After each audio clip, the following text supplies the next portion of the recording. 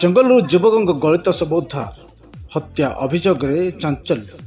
କନ୍ଧମାଳ ଜିଲ୍ଲାର G Udayagiri block ଅନ୍ତର୍ଗତ ଗ୍ରେସିଙ୍ଗା ପଞ୍ଚାୟତର ଡକରିଙ୍ଗା ଗ୍ରାମ ନିକଟସ୍ଥ ଜଙ୍ଗଲରୁ ଜଣେ ଯୁବକଙ୍କ ଗଳିତ ଶବ ଉଦ୍ଧାର ହେବାରୁ ସମଗ୍ର ଅଞ୍ଚଳରେ ଭୟ ଓ ଚାଞ୍ଚଲ୍ୟ ସୃଷ୍ଟି ହୋଇଛି। ମୃତ ଯୁବକଙ୍କ ପରିଚୟ କିରଣ ପ୍ରଧାନ, 20 ବର୍ଷ ହେବ ବୋଲି ସୂଚନା ରହିଛି। ସେ ଡକରିଙ୍ଗା ଗ୍ରାମର ପ୍ରହ୍ଲାଦ ପ୍ରଧାନଙ୍କ ପୁଅ। ପରିବାର ଲୋକ ଏହାକୁ ପୂରାପୂରି ହତ୍ୟା ଘଟଣା ବୋଲି ଅଭିଯୋଗ କରିଥିବା ସହ ଥାନାରେ ଲିଖିତ ଅଭିଯୋଗ ଦାଖଲ କରିଛନ୍ତି। ଖବର ପାଇ ସ୍ଥାନୀୟ ପୁଲିସ ଘଟଣାସ୍ଥଳକୁ ପହଞ୍ଚି ତଦନ୍ତ ଆରମ୍ଭ କରିଛନ୍ତି।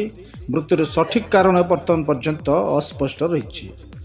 ପୋଷ୍ଟମର୍ଟମ ଆସିଲେ ରିପୋର୍ଟ ଆସିଲେ ଘଟଣାର ସତ୍ୟତା ସ୍ପଷ୍ଟ ହେବ ବୋଲି ପୁଲିସ ପକ୍ଷରୁ କୁହାଯାଇଛି। ଦର୍ଶକ ବନ୍ଧୁ, ଟିକିନିକି ଖବରର ଅଧିକ ଅପଡେଟ୍ ପାଇଁ ଟିକିନିକି ଖବରକୁ ସବସ୍କ୍ରାଇବ୍, ଲାଇକ୍ ଓ ସେୟାର କରିବାକୁ ଭୁଲିବେ ନାହିଁ।